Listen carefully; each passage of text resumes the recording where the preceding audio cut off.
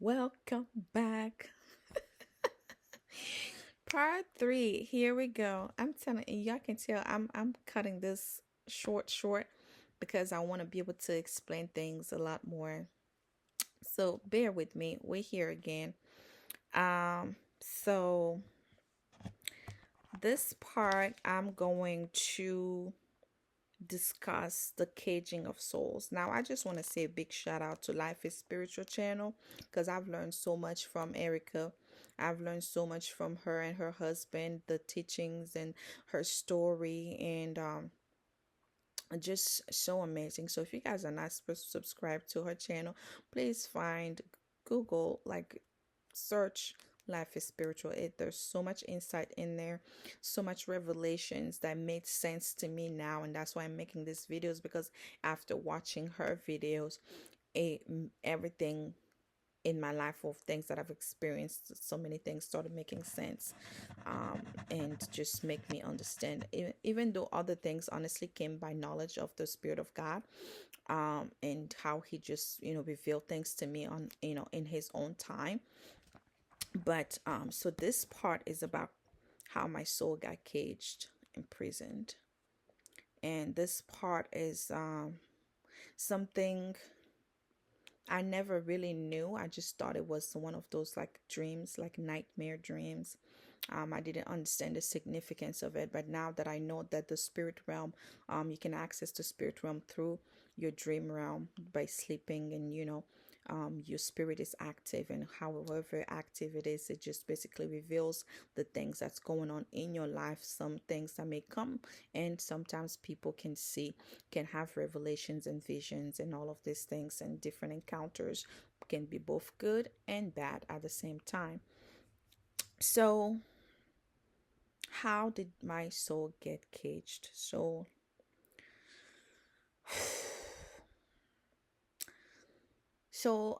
now we are at a different location. We've moved from we're still in West Africa, but now we've moved around quite a bit in that place. Different towns, I mean, so it's not like we moved into a different country again, but so now we are in a different place. And I remember that um I'm not sure how old I was at this point. I think this happened before the destiny swap. But let's just go with it. Let's just go with it. Forgive me, but I believe, okay, so we lived in this place, and we came there were visitors that came to visit us, and they were friends of my father's new wife and stuff. And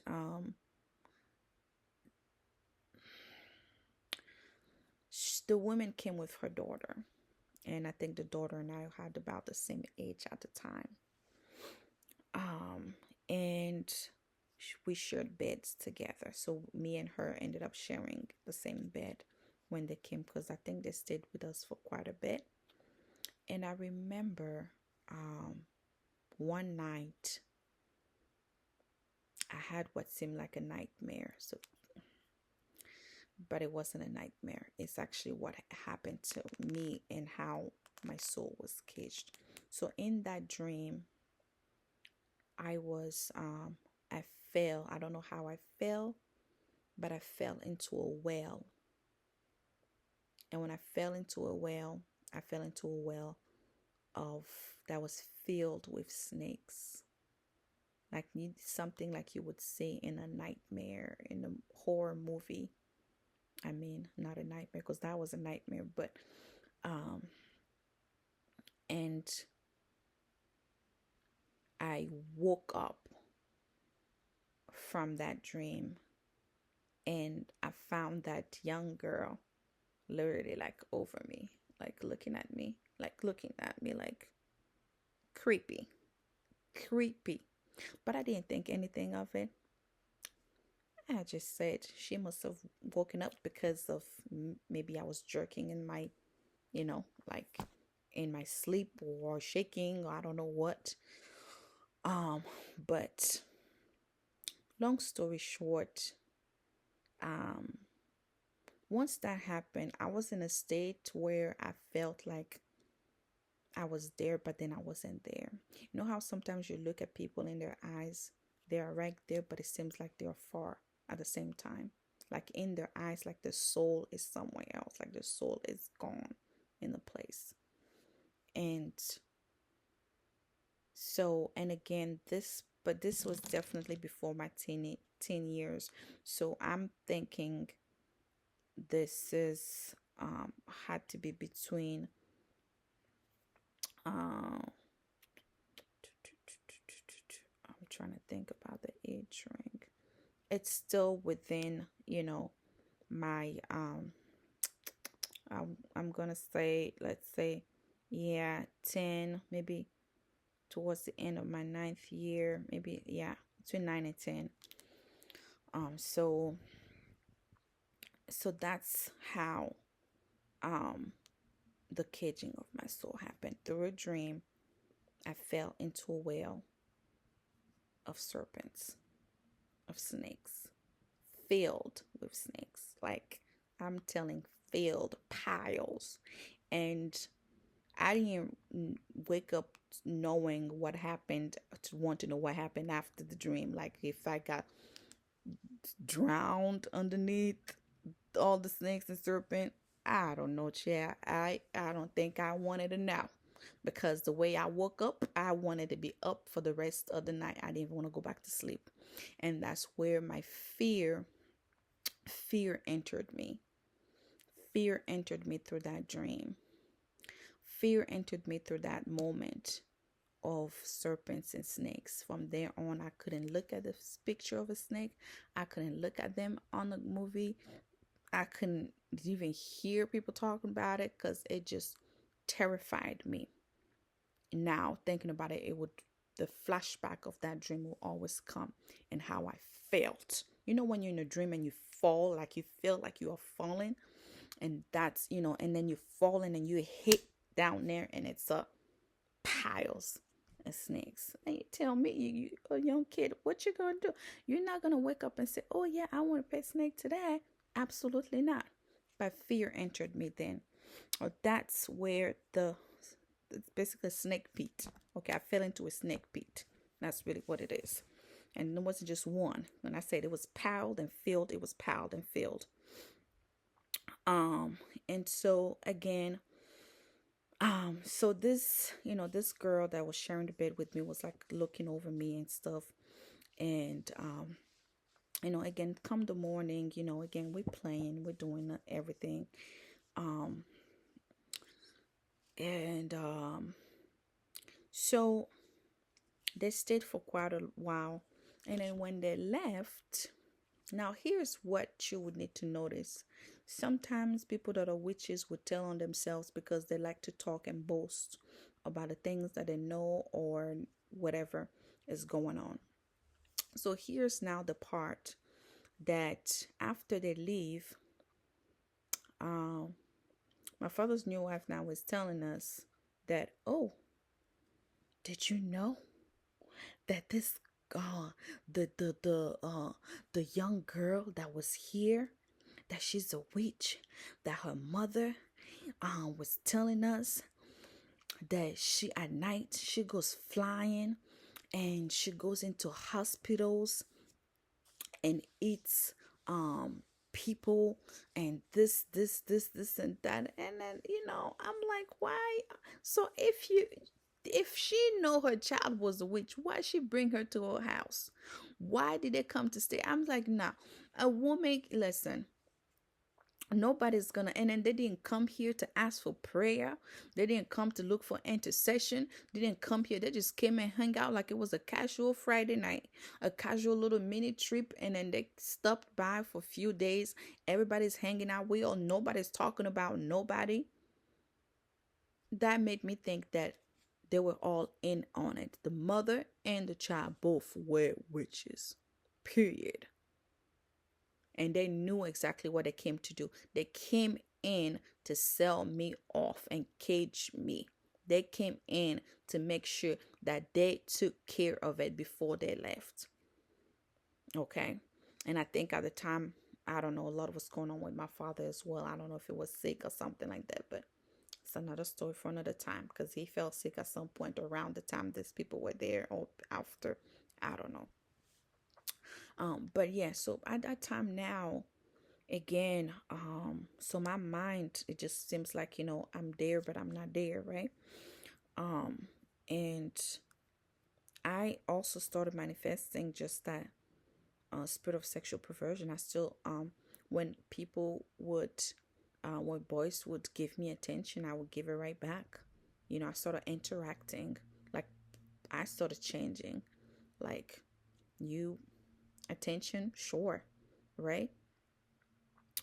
Um, even though I didn't, like know fully what I was doing, engaging myself, leaving the door open, basically by engaging, by like being flirtatious too, like, instead of shutting it down, right? So it made me very just like open to this type of, um, sexual mindset. Like, okay, I know that when I walk like this, it gives attention, so now I'm gonna start walking like this. I know when I dance like this, it gives men attention, so now I'm gonna start dancing more like this and things like that. So then I feel like from there on until my full puberty, till like maybe the age of, I would say, 12, 13, that spirit of seduction now has already settled in, because I started noticing already what the type of things that would give attention to, like give men attention or boys attention and things like that. So that spirit of seduction already started manifesting in its ways, even some things that I would wear. And I remember my older sister times would like, what the heck you think you're wearing? Why is your back all out? Why is this mini skirt? Like, so I started already like my mindset started shifting unknowingly, and I didn't even know um how I got there. So what you have to understand is, when your soul is caged, whoever did it, or whoever the people involved, you basically carrying out an assignment for them without you knowing. You carrying out an assignment for them, and whatever gods they believe in, whatever covenants they're in, and whatever they're in. And then the reason why I make this, I blended this with the Marine Kingdom, because a lot of times that's where the serpentine spirit comes from. There, really, the serpentine spirit, seduction, the power, lust, and the spirit of, all of those things really do are is all part of the Marine Kingdom agenda. And that's why a lot of people that operate with that spirit of seduction, the like Erica calls them the slay queens. The people that operate in that, they don't know, unknowingly they are serving some other spirits besides themselves, thinking that, oh, I'm just bold and beautiful and people hate me, or people want me, or people love me. No, you are carrying a spirit that's also carrying an assignment, because the assignment of that spirit is to make sure that you are destroying the man, and you are destroying yourself along the way, because you might find yourself in multiple relationships. You might find yourself with being the third wheel somewhere else, but you are pursuing um, um vain things. You are pursuing money, you are pursuing cars, you are pursuing, just certain things that is compromising your values as a woman, that you're gonna do whatever it takes sometimes. Now you may be an entrepreneur and things like that as well, and then grow, and then that's absolutely fine, because the Marine Kingdom also does control a lot of um a lot of wealth in this world, and a lot of people that have, you know gone to the, to them to find success and all of these things, to make their businesses in a girl to make the music girl, to make the, you know, actor role be more, what it needs to be. So they also control a lot of this part because, again, that's what I'm saying. The the serpent seduced Eve, you know. So it's just what it is. The serpent seduced Eve in a garden of Eden, because how did it seduce Eve? It's because it brought it in a way for her to start thinking about herself, um, being like a god, the idea of having more than what they had now. And, so that manipulation, so seduction is also a form of manipulation. And so that's why I feel like, the Marine Kingdom is really strong in that part, because it's one of those very oldest um, entity that's been there for a very long time, and has been, that's using a lot of young men and women unknowingly. Because when you carry out a lifestyle of all you do is just men, women, sex, love, drugs, alcohol, you are absolutely carrying out their agenda and you don't even know it. Okay. So yeah, so here I am again, as a young child, between, I think maybe I'm like, like I said, that's, let's say, maybe between the year of 10, 13. So now I'm developing, things, and I'm feeling like all that in a bag of chips. Okay. And when I wasn't, but that spirit in me that started the seed that was already planted as a young child, now it's starting to sprout. Okay, it's starting to sprout and starting to manifest in me. And on top of that, they now have me locked up. Okay, my soul now is locked up somewhere, and I don't know how to find myself anymore. So now whatever I'm doing is making sense, and anybody that's telling me I'm doing wrong is wrong. Does that make sense? Okay. If it doesn't make sense, it doesn't make sense. But so I think I'm just gonna go here. So here I am again. So then at now the age of 13, maybe 12, no, I'm gonna say 12 now. I'm now exploring my body. Now the things that was started back then, now at this age now, I'm now more open to explore it, because now I am seeing friends, and I'm seeing friends bring in magazines that I'm not supposed to be seeing. I'm now hearing friends talk about the things they've seen on a tape of the brother's tape, that they got from whatever store. And then now all of these doors are opening. Now the door of pornography is open.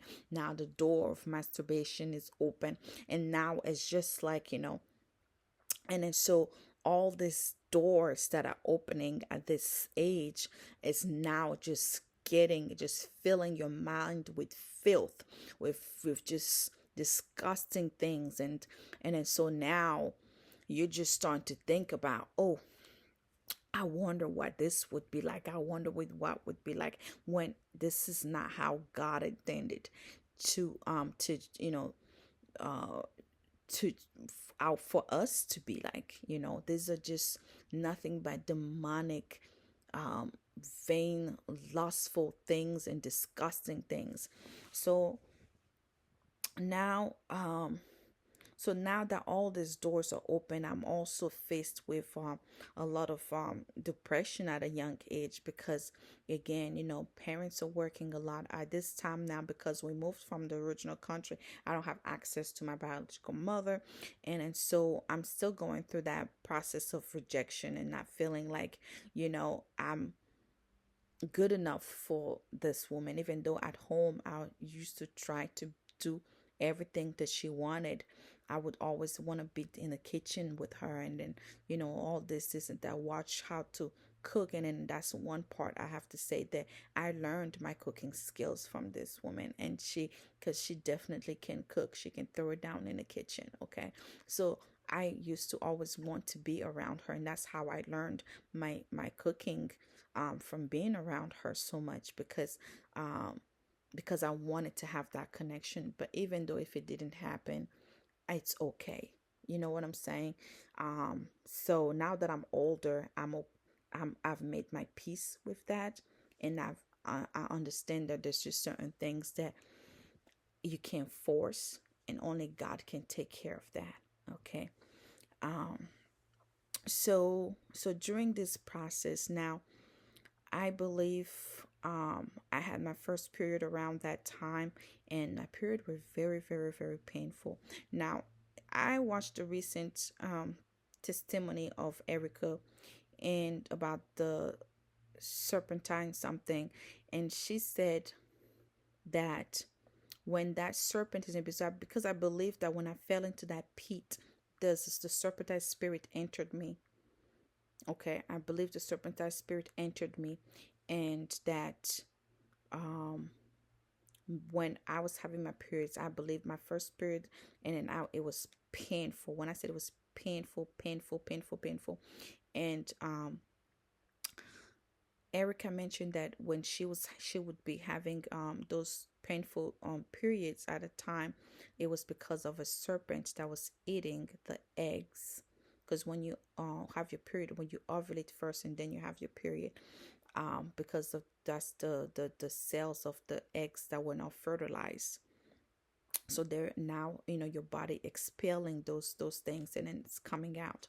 And then so I do believe that that spirit, that serpentine spirit or whatever, was embodied in me at a time, was what was causing those painful periods.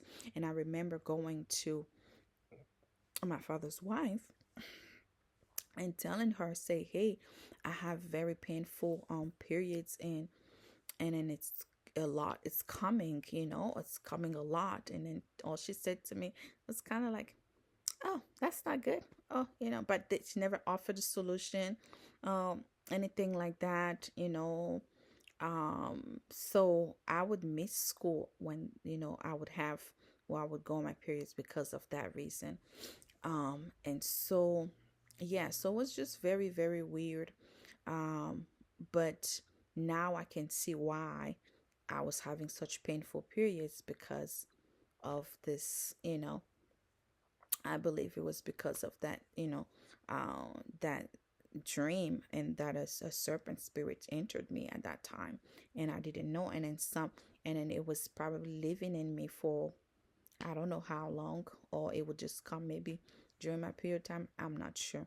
But one thing I didn't mention is I used to also have a lot of nightmares growing up. I used to have lots and lots of nightmares, like feeling like seeing creatures like just dragging me, like with claws, trying to drag me to hell. Um, and I remember even, I think one time, there was even a pastor that had to come in to pray over me so that I would be able to go back to sleep. And I remember, because I think a couple nights before, I audibly heard a voice of a woman. Like, we had the windows closed, but I felt this cold breeze come over me. And the voice of a woman came in and said, "You have forgotten me." And then I'm like, who is that? And it was a cold breeze. And I woke up and I looked around. The door is closed, the windows are closed. So there's no way a cold breeze could have come in at night. But I experienced a lot of supernatural things, as a young child. Like I said, just at nighttime, I wouldn't be able to sleep. I would just like, it would just be heavy warfare. Now I know what that is. It was warfare. But back then I just called it nightmares. So like these creatures, like with claws, would try to take me and want to drag me to hell, like literally drag me to hell, like by my feet, like, and I have to wake up, and then I'll ask for prayers with my sister, and then she'll pray over me and things like that, and I'll return back to sleep. But it was always something, always something. Never had a peaceful night. Never had a peaceful night. Like constant nightmares. So parents, pay attention. If your child is going through, you gotta pray over. There's things that needs to be casted out. So now that I'm a parent, I know if my child comes to me with the thing, I don't ever take it lightly. If my child comes to me and say, I heard this or I saw this, I don't take it lightly. I don't just say, oh, it's your imagination, honey. There's no monster under the bed. There's no monster in your closet. No, no, baby. I'm pulling up with the uh anointing oil, with the Bible, and I'm Rabadasha all the way. Okay, we're going to war. Okay, so that's just what it is. But so that happened. Oh, another encounter that happened when I was young that I don't want to forget. Or maybe I did forget it. Did I already mention? Excuse me. I'm trying to do this all in one day. Different parts, but hold on. So I already talked about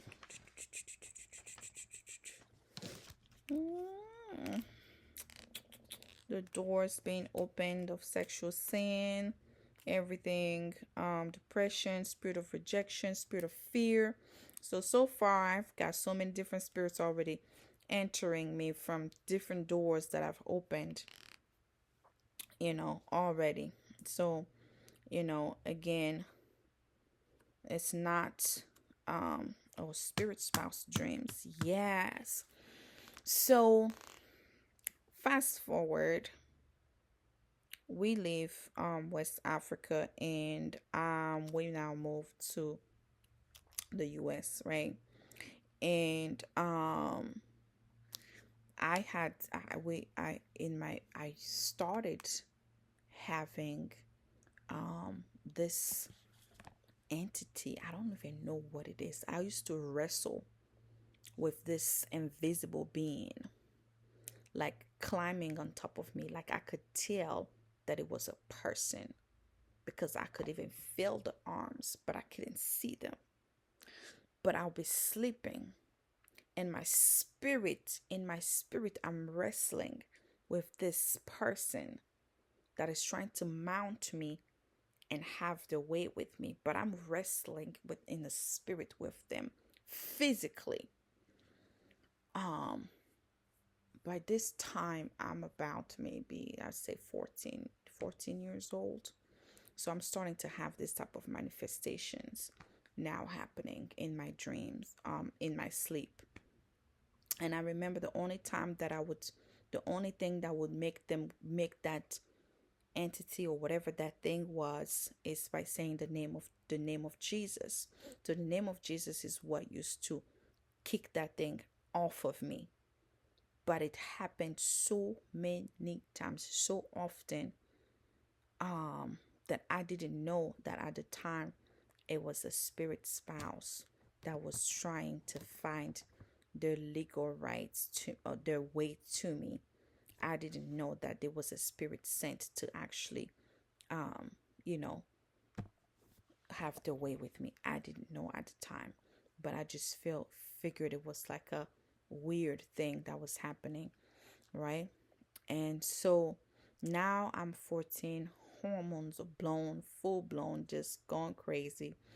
More attention for boys here, more attention from boys there. The doors of, of you know all sexual immorality things have already been opened, and it's like, there's no more, hiding it. You watching it on the computer, you watching it on, at your friend's place. So it's like, nobody can tell you nothing. Okay, you think you're grown already by this time. So sexual perversion just all over your mind, all over everything. So yeah, but that's why you have to really be careful, as parents. Really be aware of what your children are watching now, and that's back then. Like, they didn't have like all this accessible social media that you can basically just watch everybody on there do what they do. Okay.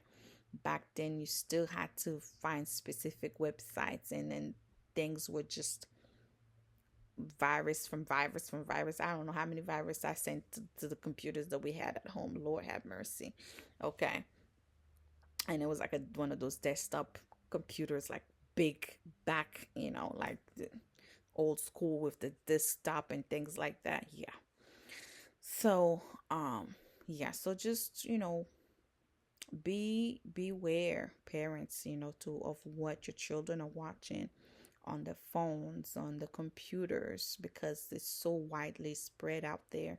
Even where you're sending your children, as parents, don't send your children to nobody's house. I'm sorry. Like, if you don't know them completely, that they are fully born again and they are living for Christ and living by Christ's rules, don't send your children, because you want to be able to send your child to a home that if they see any behavior in your child, that they can correct it also, even when you're not there. That's what it means. It takes a village to raise a child. That's what the meaning of it. That if your child is doing something they're not supposed to do, you, the parent, or the person that they give you the child, can correct them and let them know that what you're doing here is wrong. You need to correct it.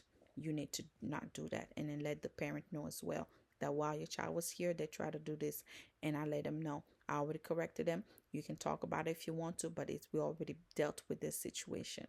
Okay. So always be aware. Don't just let things slide by, because when you just let things slide by, you don't know what it turns into.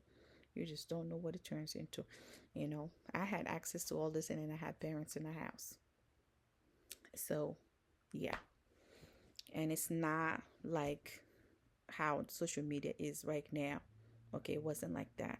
So, even now, it's even worse. You just go on YouTube, you can see different things that you're wondering why is it even on there. So, you see in music videos nowadays, you're seeing in movies, people just revealing everything. So it's just there in front of people. So yeah, so I'm gonna end that right here. I think the next portion we'll talk more about